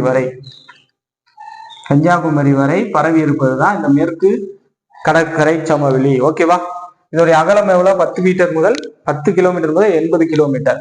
ஸோ இதனுடைய வடபகுதி இந்த இருக்கு இல்லையா, அந்த வடபகுதியை இது வரைக்கும் இருக்கு இந்த பகுதியை வந்து கொங்கண கடற்கரை அப்படின்னுவாங்க. அதே மாதிரி இதனுடைய மத்திய பகுதியை, இந்த மத்தியில் இருக்கு இல்லையா இந்த பகுதியை கனரா கடற்கரை எனவும், இதனுடைய தென் பகுதியை மலபார் கடற்கரை என்றும் சொல்லுவாங்க. சோ புரிஞ்சா? அப்ப 2 விஷயம் 3 பகுதிகளாக பிரிக்கிறாங்க இந்த மேற்கு கடற்கரை சமவெளியை. வடபகுதி கொங்கணம், மத்திய பகுதி கனரா, தென் பகுதி மலபார். ஓகேவா? இங்க இருக்கக்கூடியதுதான் கேரளாவில் இருக்கக்கூடிய ஒரு ஏரி தான் வேம்பநாட்டு ஏரி. ரொம்ப முக்கியமானது வேம்பநாட்டு ஏரி. அப்ப வடக்கு கடற்கரை சமவெளி பார்த்துட்டோம். அடுத்து கிழக்கு கடற்கரை சமவெளி அப்படிங்கிறது கிழக்கு தொடர்ச்சி மலைக்கும் வங்காள விரிகுடாவுக்கும் இடைப்பட்ட பகுதியில் அமைந்திருப்பதுதான் கிழக்கு தொடர்ச்சி மலைகள். இது எங்க இருந்து சார் வருது அப்படின்னா உத்தரப்பிரதேசம். அப்படி உத்தரப்பிரதேசம், மேற்கு வங்காளத்திலிருந்து அப்படியே வரிசையாக ஒடிசா வழியாக வந்து அப்புறம் தமிழ்நாடு, கர்நாடகா, ஆந்திரா வழியாக வந்து அரபிக்கடல் வங்காள விரிகுடாவில் கலக்கும். தான் சொல்றாங்க. இங்க பாத்தீங்க அப்படின்னா மகாநதி இங்க வரும். மகாநதி ஒடிசா மாநிலத்தில் உருவாகும். இந்த மகாநதிக்கும் இந்த கிருஷ்ணா நதிக்கும் இடைப்பட்ட இந்த பகுதி இருக்கு இல்லையா, இத வட சர்க்கார் என்றும், இந்த கிருஷ்ணா நதிக்கும் காவேரி நதிக்கும் இடைப்பட்ட இந்த பகுதியை சோழமண்டல கடற்கரை எனவும் சொல்றாங்க. இது ரொம்ப முக்கியமானது. மகாநதிக்கும் கிருஷ்ணாவிற்கும் இடைப்பட்ட பகுதியை வட சர்க்கார் எனவும், கிருஷ்ணாவிற்கும் காவேரிக்கும் இடைப்பட்ட பகுதியை சோழமண்டல கடற்கரை எனவும் சொல்றாங்க. ஸோ அவ்வளவுதாங்க. ஸோ தீபகற்ப பீடபூமியில என்னென்ன விஷயங்கள் பார்த்திருக்கோம், தக்கான பீடபூமினா என்ன, மேற்கு தொடர்ச்சி மலை, கிழக்கு தொடர்ச்சி மலை, மேற்கு தொடர் கடற்கரை சமவெளி, கிழக்கு கடற்கரை சமவெளியை பத்தி கம்ப்ளீட்டா முடிச்சிட்டோம். அடுத்து இன்னும் தீவுகள் மற்றும் ஆறுகள் மட்டும் இருக்கு, அதையும் பார்த்துட்டோம் அப்படின்னா கம்ப்ளீட்டா இந்த பாடம் முடிஞ்சிடும். ஓகேவா? தீவு கூட்டங்களை பற்றி பார்க்கலாம். தீவுகள் மொத்தம் 2 தீவுகளை பற்றி பார்க்க போறோம். ஒண்ணு லட்சத்தீவு, அரபிக்கடல், அரபிக்கடலில் அமைந்துள்ள லட்சத்தீவும், இன்னொன்னு அந்தமான் நிக்கோபார் தீவு, வங்காள விரிகுடா, வங்காள விரிகுடாவில் அமைந்துள்ளது. ஸோ ஃபர்ஸ்ட் அந்தமான் நிக்கோபார் தீவுகளை பற்றி பார்க்கலாம். ஸோ அந்தமான் நிக்கோபார் தீவுல மொத்தம் 572 தீவுகள் இருக்கு. ஸோ அந்தமான் நிக்கோபார் தீவுல 572 தீவுகள், மொத்த பரப்பளவு 8249 சதுர கிலோமீட்டர், 8249 சதுர கிலோமீட்டர் பரப்பளவை கொண்டுள்ளது. இங்க பூமத்திய ரேகைக்கு அருகில் இருப்பதனால இந்த தீவு என்ன ஆகுது அப்படின்னா அதிகமான ஈரப்பதம் மற்றும் அதிகமான வெப்பத்தை பெறுகிறது. ஸோ இதனுடைய வடபகுதியை, இந்த வடபகுதியை அந்தமான் எனவும் இதன் தென்பகுதியை நிக்கோபார் எனவும் கூறுவார்கள். ஸோ வடபகுதி அந்தமான் எனவும் தென்பகுதியை நிக்கோபார் என்று கூறுவார்கள். இதனுடைய தலைநகரம் எது அப்படின்னா போர்ட் பிளேயர். இதனுடைய தலைநகரம் எது? அந்தமான் நிக்கோபார் தீவுடைய தலைநகரம் போர்ட் பிளேயர். இந்த அந்தமான் மற்றும் நிக்கோபார் தீவுகளை பிரிக்கும் கால்வாய் 10 டிகிரி கால்வாய். அந்தமான் தீவுல இருந்து நிக்கோபார் தீவு கூட்டங்களை பிரிப்பது எது? இந்த 10 டிகிரி கால்வாய் பிரிக்கிறது. இந்த அந்தமான் தீவுல தான் இன்று வரை செயல்படக்கூடிய ஒரு எரிமலை, பாரன் எரிமலை செயல்படுகிறது. இதனுடைய தென்கோடி முனைய இந்திரா முனை என்று சொல்கிறார்கள். அந்தமான் தீவுடைய தென்கோடி முனைய இந்திரா முனை என்று சொல்கிறார்கள். அப்ப அந்தமான் நிக்கோபார் தீவுகளை பற்றி கம்ப்ளீட்டா பார்த்துட்டோம். அடுத்து லட்சத்தீவு. லட்சத்தீவானது அரபிக்கடலில் அமைந்துள்ளது. மொத்தம் 27 தீவுகள் சேர்ந்ததா இந்த லட்சத்தீவு. இதனுடைய சதுர கிலோமீட்டர் பரப்பளவு 32 சதுர கிலோமீட்டர். இது எதனால் ஆனது அப்படின்னா முருகை பாறைகளால் ஆனதுதான் இந்த லட்சத்தீவு. இதனுடைய தலைநகரம் எது அப்படின்னா கவரத்தி. இதனுடைய தலைநகரம் கவரத்தி. இந்த லட்சத்தீவிலிருந்து மாலத்தீவிலிருந்து இந்த லட்சத்தீவை பிரிப்பது எந்த கால்வாய் அப்படின்னா 8 டிகிரி கால்வாய். இங்க அந்தமான் தீவு நிக்கோபார் தீவு கூட்டங்கள், அந்தமான் தீவு கூட்டத்திலிருந்து நிக்கோபார் தீவு கூட்டத்தை பிரிப்பு 10 டிகிரி கால்வாய். அங்க கால்வாய் மாலத்தீவிலிருந்து லட்சத்தீவை பிரிப்பது 8 டிகிரி கால்வாய். ரொம்ப முக்கியம் இது. இங்க மனிதர்கள் வசிக்காத ஒரே தீவு, பறவைகள் சரணாலயம் எது அப்படின்னா பித்தீவு. 1973ல மினிக்காய் மற்றும் அமினி என்று சொல்லக்கூடிய இந்த தீவுகளை இந்த லட்சத்தீவுல இணைச்சிருப்பாங்க. 1973 மினிக்காய் மற்றும் அமினி தீவு. ஓகேவா? அப்ப கம்ப்ளீட்டா பார்த்துட்டோம். என்னென்ன விஷயம் பார்த்திருக்கோம்? தீவுகள் முடிஞ்சிச்சு. இனி வடிகால் அமைப்பு பார்த்துட்டோம் அப்படின்னா கம்ப்ளீட்டா முடிஞ்சிடும். வடிகால் அமைப்பு பார்த்துட்டோம் அப்படின்னா இந்த பாடம் கம்ப்ளீட்டா முடிச்சிடும். இந்தியாவுடைய வடிகால் அமைப்பு பற்றி பார்த்துட்டோம் அப்படின்னா இந்த பாடம் கம்ப்ளீட்டாக முடிஞ்சிடும். வடிகால் அமைப்பு என்பது என்ன அப்படின்னா முதன்மையான ஆறுகள் மற்றும் துணை ஆறுகள் இணைந்து மேற்பரப்பு நீர்ப்பரப்பானது ஏதாவது ஒரு கடலிலோ அல்லது ஏரியிலோ அல்லது நீர்நிலையிலோ சேர்க்கும் செயலைத்தான் இந்த வடிகால் அமைப்பு அப்படிங்கிறாங்க. சரிங்களா? வடிகால் அமைப்பு நான் புரிஞ்சிருச்சா? ஓகே. இப்போ வடிகால் அமைப்புல நம்ம இந்தியாவுல 2 விஷயத்த பார்க்க போறோம். ஒண்ணு இமயமலை ஆறுகள், இன்னொன்னு தீபகற்ப ஆறுகள். இமயமலை ஆறுகள் அப்படிங்கிறது சிந்து, கங்கை, பிரம்மபுத்திரா. இங்க உருவாகும் ஆறுகள் வற்றாத ஆறுகள். தீபகற்ப ஆறுகள் அப்படிங்கிறத நம்ம பார்க்கலாம். ஃபர்ஸ்ட் இமயமலையில் தோன்றும் ஆறுகள் அப்படிங்கிறது என்னன்னு அப்படின்னா இவை வற்றாத ஆறுகள். ஓகே. ஃபர்ஸ்ட் சிந்து நதியை பற்றி பார்க்கலாம். நீங்க இதை வச்சு பார்க்க வேணாம், நான் சொல்ற டேட்டாவை அப்படியே மேப்ல பாருங்க, உங்களுக்கு ரொம்ப எளிமையாக புரியும். மேப்ல பாத்தீங்கன்னா ரொம்ப புரியும். ஃபர்ஸ்ட் சிந்து நதியை பார்க்கலாம். சிந்து நதியுடைய நீளம் எவ்வளவு அப்படின்னா 2850 கிலோமீட்டர். 2850 kilometre, 2850 kilometre. இதுல இந்தியாவுல இதோடைய நீளமானது 709 கிலோமீட்டர் தான். அப்ப இந்தியாவுல இதோடைய நீளம் 709 கிலோமீட்டர் தான். மொத்த நீளம் 2850 கிலோமீட்டர். உலகில் உள்ள நீளமான நதிகளில் இதுவும் ஒன்று. ஆனா இந்தியாவில் உள்ள நீளமான நதி கிடையாது. ஏன்னா இந்தியாவில் வெறும் 709 கிலோமீட்டர் தான் இது பாயுது. ஓகேவா? சரி, எங்க சார் உற்பத்தி ஆகுது அப்படின்னா கைலாஸ் மலைத்தொடரில் மானசோவர் ஏரிக்கு. கைலாஸ் மலைத்தொடர் இந்த இருக்கு, மானசோவர் ஏரி இந்த இருக்கு இல்லையா? இந்த மானசோவர் ஏரிக்கு அருகில் கைலாஸ் மலைத்தொடரின் இந்த இருக்கு. கைலாஸ் மலைத்தொடரின் மானசோவர் ஏரிக்கு அருகில் 5150 கிலோமீட்டர் உயரத்தில் இருந்து உற்பத்தி ஆவதா இந்த சிந்து நதி.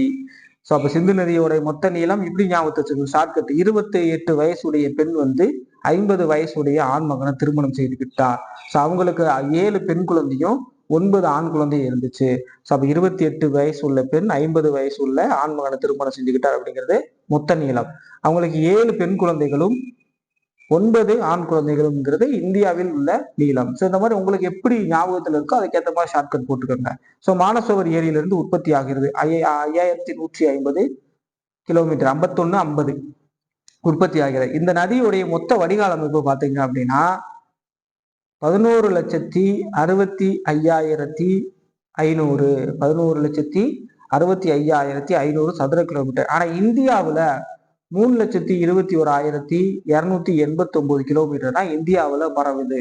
ஸோ இதைத்தான் கொடுத்துருக்காங்க. இது அப்படியே இங்க உற்பத்தி ஆகுது இல்லையா, இங்க உற்பத்தி ஆகி அப்படியே லடாக் வழியாக ஜஸ்கார் வழியாக இணைந்து குறுகிய மலைப்பாதையை உருவாக்கி அப்படியே ஜம்மு காஷ்மீர் வழியாக வந்து பின்பு பாகிஸ்தானில் உள்ள சில்லார் ஏரி அப்படியே பாகிஸ்தானுக்கு போயிடும். ஸோ அதைத்தான் சொல்றாங்க, பாகிஸ்தானில் உள்ள சிலார் ஏரியில் கலந்து விடுதாம். பாகிஸ்தானில் உள்ள சிலார் ஏரியில் இது கலந்துருது.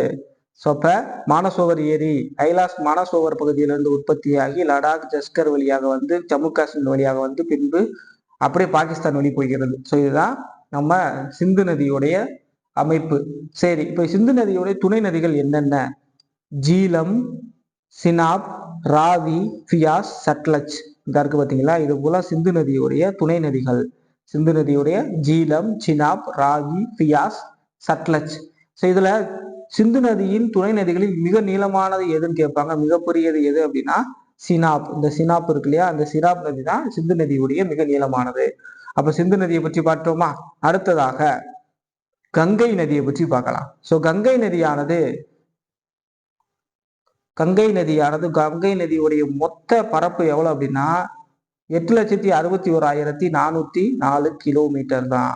8,61,404 கிலோமீட்டர். ஸோ இந்தியாவில் பாயும் மிக நீளமான ஆறுகளில் கங்கை நதி தான் மிக நீளமானது.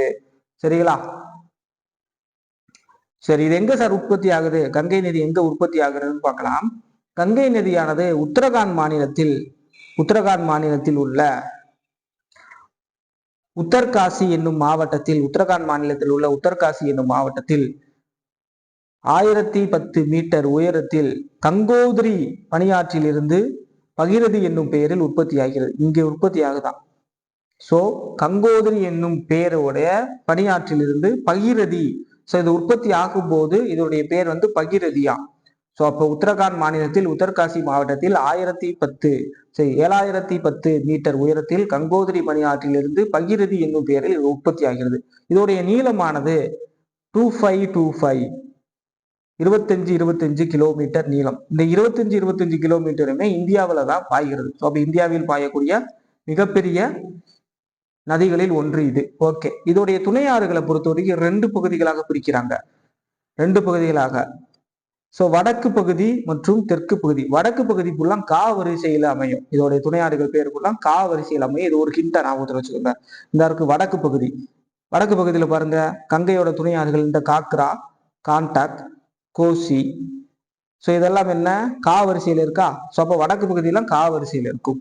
அடுத்து இதனுடைய தென்பகுதி துணையாறுகள் என்னென்ன? யமுனை, சோன், சாம்பல் போன்றவை இதனுடைய தென்பகுதியில் அமைந்துள்ள துணை ஆறுகள். ஸோ அப்ப வங்காளத்தில் இதனுடைய துணை ஆறுகள் 2. வடக்கு பகுதியில் இருந்தா கா வரிசை, அதற்கு ஆப்போசிட்டா இருக்க தென் வரிசையில 3 கங்கை, சோன், சாம்பல்.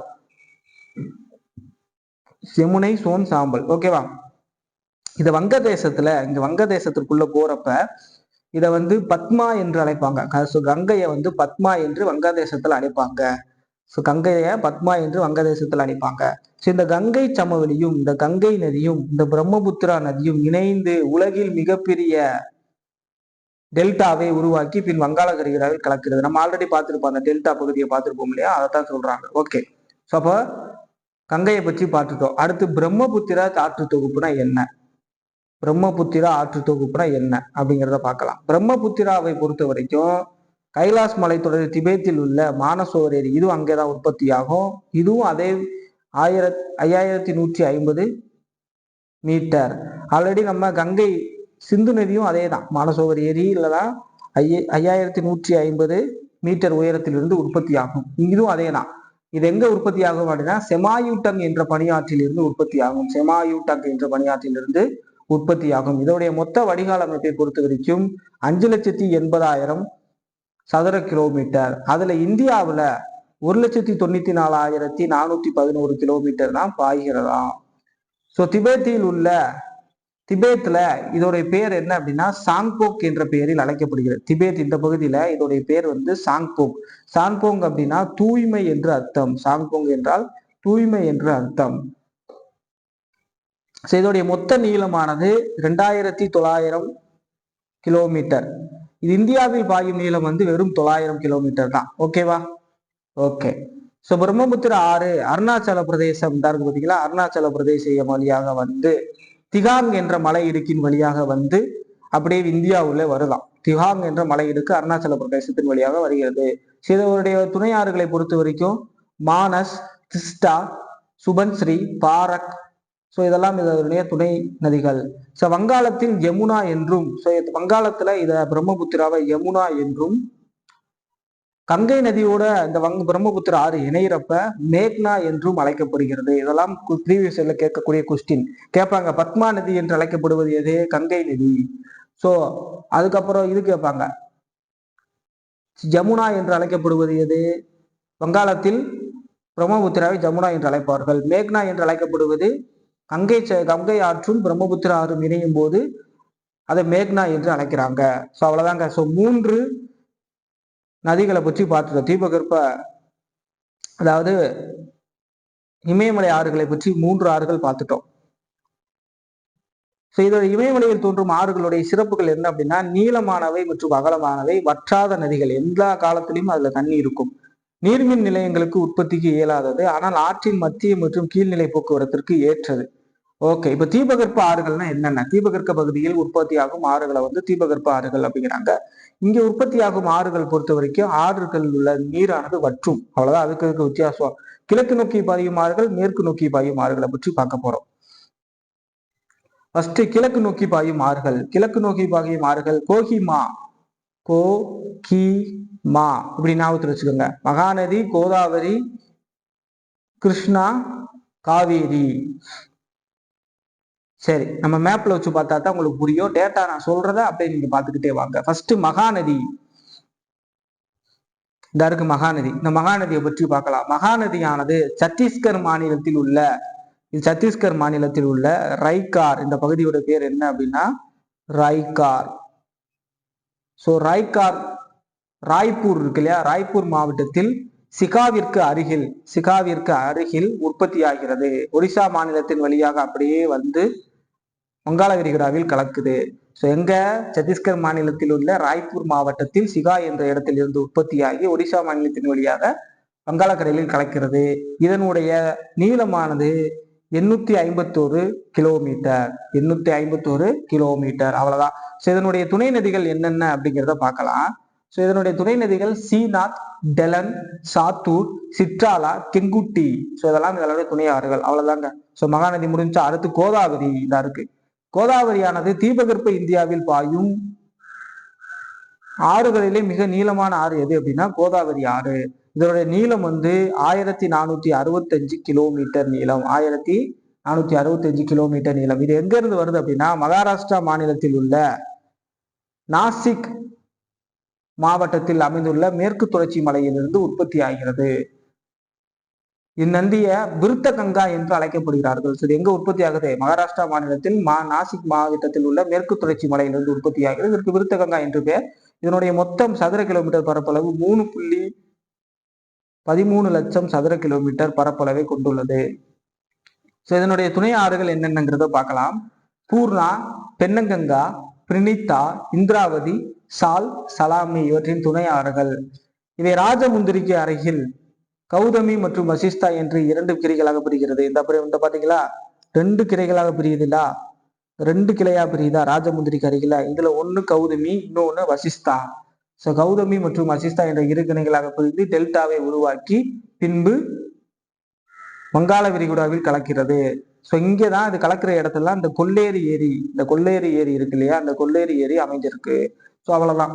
அடுத்து கிருஷ்ணா நதியை பற்றி பார்க்கலாம். கிருஷ்ணா நதி இந்த இருக்கு. கிருஷ்ணா நதியானது மகாராஷ்டிரா மாநிலத்தில் உள்ள மேற்கு தொடர்ச்சி மலையின் மகாபல்லேஸ்வர் என்ற பகுதியிலிருந்து உற்பத்தி ஆகிறது. இதனுடைய நீளமானது 1400 கிலோமீட்டர் நீளம். இதனுடைய பரப்பளவு 2.58 கிலோமீட்டர் நீளம். ஸோ மேற்கு தொடர் அதாவது தீபகற்ப ஆறுகளில் இரண்டாவது மிகப்பெரிய நீளமான மிகப்பெரிய ஆறாக இருப்பது எது? கிருஷ்ணா ஆறு. அவ்வளவுதான். ஸோ இதனுடைய துணை ஆறுகள் என்னென்ன அப்படின்னா கொய்னா, பீமா, முசி, துங்கபத்ரா, பெடவாறு. ஸோ இதெல்லாம் இதனுடைய துணை ஆறுகள். நதி ஆந்திர பிரதேசத்தின் வழியாக ஹிமாச்சலா தேவி என்ற இடத்தில் அரபிக்கடலில் கலக்குறதா. ஸோ நீளம் தெரியணும், அதனுடைய பரப்பளவு தெரியணும், அதனுடைய துணை நதிகள் இது மட்டும் தெரிந்தால் போதுமானது. அடுத்து காவேரியை பற்றி பார்க்கலாம். காவேரி நதியானது கர்நாடகா மாநிலத்தில் குடகு மலையில் உள்ள தலையா காவேரி என்ற இடத்திலிருந்து உற்பத்தி ஆகிறது. தலையா காவேரி என்ற இடத்திலிருந்து உற்பத்தி ஆகிறது. காவேரியுடைய நீளம் 800 கிலோமீட்டர் நீளம். இது தென்னிந்தியாவின் கங்கை என்று அழைக்கப்படுகிறது. இது கர்நாடகாவில் இரண்டாக பிரிந்து சிவசமுத்திரம் மற்றும் ஸ்ரீரங்கப்பட்டினம் என்று இரண்டாக பிரிகிறது. பின்பு தமிழ்நாட்டில் நுழைந்து ஒகேனகல் நீர்வீழ்ச்சியின் வழியாக திருச்சி வழியாக அதற்கு அப்புறம் இது பூம்புகாருக்கு அருகே கடலில் கலக்கும். இதை நம்ம தமிழ்நாட்டு புவியியலை பற்றி பார்க்கிறப்ப இந்த காவேரி நதியை பற்றி தெளிவாக பார்க்கலாம். ஸோ காவேரி நதியை பொறுத்த வரைக்கும் 800 கிலோமீட்டர் எங்க உற்பத்தியாக உத்தரகாசி அப்படின்னு சொல்லக்கூடிய கர்நாடகா மாவட்டத்தில் உள்ள குடகு மலையிலிருந்து உற்பத்தி ஆகிறது. ஓகேவா? ஓகே. அடுத்து மேற்கு நோக்கி பாயும் ஆறுகள் என்னென்ன? ஸோ மேற்கு நோக்கி பாயும் ஆறுகள் ரெண்டு தான். கிழக்கில் உற்பத்தியாகி மேற்கு நோக்கி பாயும் ஆறுகள் ரெண்டு. ஒன்னு நர்மதை, இன்னொன்னு தபதி. இந்த இருக்கு. இந்த நர்மதை நதியானது மத்திய பிரதேசத்தில் உள்ள அமர்கண்ட், இந்த இடத்துக்கு பேர் என்ன, அமர்கண்ட் பகுதியில் 1057 கிலோமீட்டர் நீளத்தில் உற்பத்தியாகி 1057 மீட்டர் உயரத்தில் உற்பத்தியாகி இதோடைய நீளமானது 1312 கிலோமீட்டர் நீளம். இதனுடைய பரப்பளவானது 98,796 கிலோமீட்டர். 98,000 கிலோமீட்டர். ஸோ அதான் சொல்லியிருக்காங்க. ஸோ நர்மதை நதி இதை கொடுத்துருக்காங்க பாத்தீங்களா. மத்திய பிரதேசத்தில் உள்ள அமர்கண்ட் பகுதியில் 1057 மீட்டர் உயரத்தில் உற்பத்தியாகி 1312 மீட்டர் நீளத்தையும் 98,796 சதுர கிலோமீட்டர் பரப்பளவையும் கொண்டது. இது 27 கிலோமீட்டர் நீளத்திற்கு ஒரு நீண்ட கழிமுகத்தை உருவாக்கி காம்பே வளைகுடா வழியாக அரபிக்கடலில் கலக்குதான். இதன் மேற்கு பகுதியில் நோக்கி ஆறுகள்ல இது மிக நீளமானது. ஸோ தெற்கு பகுதியில் நோக்கி தீபகற்ப ஆறுகள்ல மிக நீளமானது எதுன்னு பார்த்துட்டோம், கோதாவரி. அடுத்து கிருஷ்ணா. மேற்கு நோக்கி பாயும் ஆறுகள்ல மிக நீளமானது எது? நர்மதை ஆறு. ஓகேவா? இதனுடைய துணை ஆறுகள் ஹரன், ஹலுன், பஞ்சர், துதி, சாக்ரா, பெடவா, கோலார். ஸோ இதெல்லாம் இதனுடைய துணை ஆறுகள். அடுத்து தபதி நதியை பற்றி பார்க்கலாம். தபதி ஆனது இந்தியாவின் முக்கியமான ஆறு. இதனுடைய நீளமானது 724 கிலோமீட்டர் நீளத்தையும் 65,145 சதுர கிலோமீட்டர் பரப்பளவையும் கொண்டது. இது மத்திய பிரதேசத்தில் உள்ள பெடுல் மாவட்டத்தில் கடல் மட்டத்தில் இருந்து 752 கிலோமீட்டர் முல்டாய் என்ற இடத்திலிருந்து உற்பத்தி ஆகிறது. ஸோ அங்க நர்மதையாவது அமர்கண்ட் என்ற இடத்திலிருந்து உற்பத்தியாகும். இங்க இந்த தபதி ஆறு முல்டாய் என்ற இடத்திலிருந்து உற்பத்தியாகும். ஆனா ரெண்டுமே மத்திய பிரதேசம் தான். அதற்கப்புறம் இது அரபிக்கடலில் இழக்கிறது. இதனுடைய துணை ஆறுகள் என்னென்ன அப்படின்னா வாகி, கோவுமை, அருணாவதி, அண்ணன், சுரை, பஞ்சரா, போரி என்பது இதனுடைய துணை ஆறுகள். ஓகேவா? அவ்வளவுதான். தென்னிந்திய ஆறுகளின் சிறப்பியல்புகள் என்னென்ன அப்படின்னா மேற்கு மலையில் இருந்து உற்பத்தியாகும் குறுகலானவை மற்றும் நீளம் குறைந்தவை வற்றும் ஆறுகள் நீர்ப்புனல் மின்சார உற்பத்திக்கு ஏற்றது. அங்க பார்த்திருப்போம் எல்லா நீர்ப்புனல் மற்றும் மின்சார உற்பத்திக்கு ஏற்காததுன்னு பார்த்திருப்போம். நீர்வழி போக்குவரத்திற்கு பயனடைந்தவை. ஓகேவா? ஸோ அவ்வளவுதான். புக் பேக்கை பார்த்துடலாம். இந்தியாவின் வடக்கு தெற்கு பரவல். ஸோ இந்தியாவின் வடக்கு தெற்கு பரவல் எவ்வளவுங்க?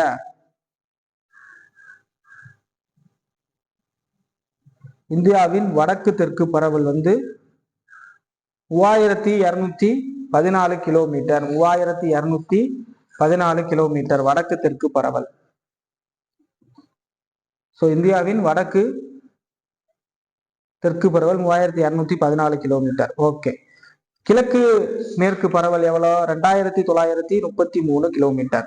இதுக்கு ஆன்சர் இதுதான். ஓகே. அடுத்து பாருங்க. பீகாரின் துயரம் என்று அழைக்கப்படுவது எது? கோசி நதி. 3 பக்கம் நீரால் சூழப்பட்ட பகுதியை என்ன என்று சொல்லுவாங்க? தீபகற்பம். ஓகே. பாக் நீர் சந்தி மற்றும் மன்னார் வளைகுடா டேஸ் இந்தியாவிடமிருந்து பிரிக்கிறது? இலங்கை. அடுத்து தென்னிந்தியாவின் மிக உயரமான சிகரம் எது? ஆனைமுடி. ஆனைமுடி சிகரம். தென்னிந்தியாவின் மிக உயரமான சிகரம் எது? ஆனைமுடி சிகரம். தென்னிந்தியாவின் மிக உயரமான சிகரம் வந்து ஆனைமுடி சிகரம். ஓகே, அடுத்து பாருங்க. பழைய வண்டல்மண் படிவுகளால் உருவானது எது? பழைய வண்டல்மண்ணா பாங்கர், புதிய வண்டல்மண்ணா காதர், பாபர்னா பெருமணல், தாராய்னா அதிகமான ஈரப்பதம். அவ்வளவுதான். அடுத்து பழவேற்காடு ஏரி டேஸ் மாநிலங்களிடையே அமைந்துள்ளது? தமிழ்நாடு மற்றும் ஆந்திர பிரதேஷ்.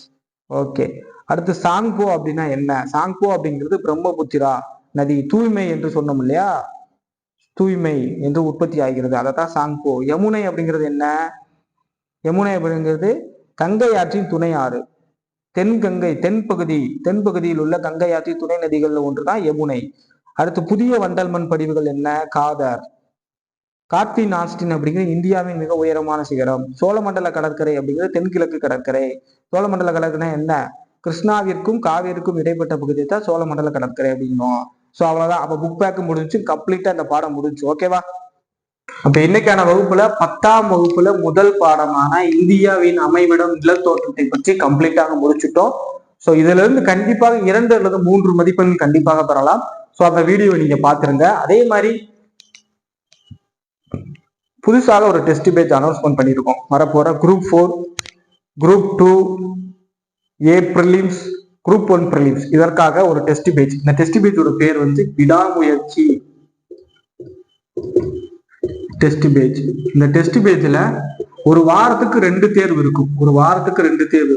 புதன்கிழமை ஒரு தேர்வும் ஞாயிற்றுக்கிழமை ஒரு தேர்வும் இருக்கும். புதன்கிழமை தமிழ் மற்றும் மேக்ஸும், ஞாயிற்றுக்கிழமை ஜிஎஸ் ஜெனரல் சயின்ஸ் இருக்கும். ஜிஎஸ் இருக்கும், ஜெனரல் சயின்ஸ். ஸோ இந்த மாதிரியாக மொத்தம் 52 தேர்வுகள், 52 தேர்வுகள், 6000த்திற்கும் அதிகமான கொஸ்டின்ஸ் இருக்கும். ஸோ இந்த இதற்காக என்னென்ன விஷயங்கள் சார் அடங்கியிருக்கு அப்படின்னா, வேர் டு ஸ்டடி கொடுப்போம், மெட்டீரியல்ஸ் கொடுப்போம், ஸ்கூல் புக் மெட்டீரியலும் கொடுப்போம், கீவேர்ட்ஸும் கொடுப்போம், அதே மாதிரி மார்க்கெட்ல எது பெஸ்ட்டாக இருக்கோ அதற்குரிய நோட்ஸும் கொடுப்போம், வீடியோ கிளாஸஸ் இருக்கும், கொஸ்டின் பேப்பர் கொடுப்போம், ப்ரீவியஸ் இயர் கொஸ்டின் பேப்பர் கொடுப்போம், நீங்க பெற்ற மதிப்பெண்களுக்கான மார்க் லிஸ்ட் வெளியிடுவோம், உங்களுடைய டிஸ்கஷன் இருக்கும், உங்களுடைய டவுட்டுகளை எப்பனாலும் கிளியர் பண்ற மாதிரியான ஆப்ஷன்ஸ் கொடுத்துருக்கோம், மார்க் லிஸ்ட் வெளியிடுவோம். இந்த மாதிரி மொத்த சிலபஸையும் இது எப்ப சார் ஆரம்பிக்கிறீங்க அப்படின்னா, வருகின்ற டிசம்பர் 15ஆம் தேதி முதல், வருகின்ற டிசம்பர் 15ஆம் தேதி முதல் 2025 குரூப் 4 எக்ஸாம் ஜூன் மாசம் வரைக்கும் இருக்கு. ஸோ அந்த ஜூன் மாசம் வரைக்குமே இது வேலிட்டி, கிட்டத்தட்ட 7 months வேலிட்டி, 7 மாதங்கள் இதற்கான இது. சரி சார், இவ்வளவு சொல்றீங்க, இதுக்கு எவ்வளவு சார் அமௌண்ட்? வெறும் 250 ரூபாய் தான்.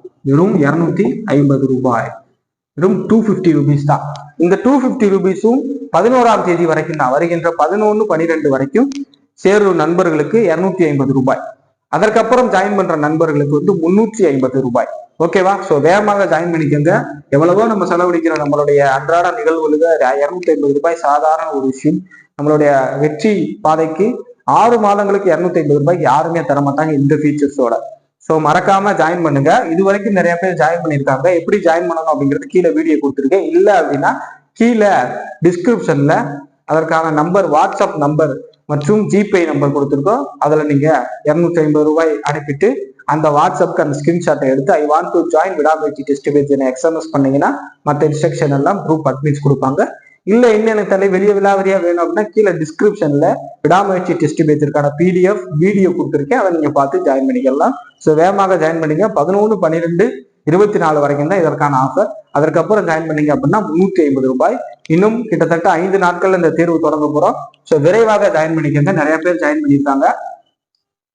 இதை ஜாயின் பண்ணி நிறைய பேர் பயனடைய தான் நான் ஒரு வாரம் எக்ஸ்டெண்ட் பண்ணியிருக்கேன். ஸோ நிறைய பேர் ஜாயின் பண்ணி பயனடைக்க. அடுத்த ஒரு வீடியோ சந்திப்போம். அது வரைக்கும் நன்றி, வணக்கம்.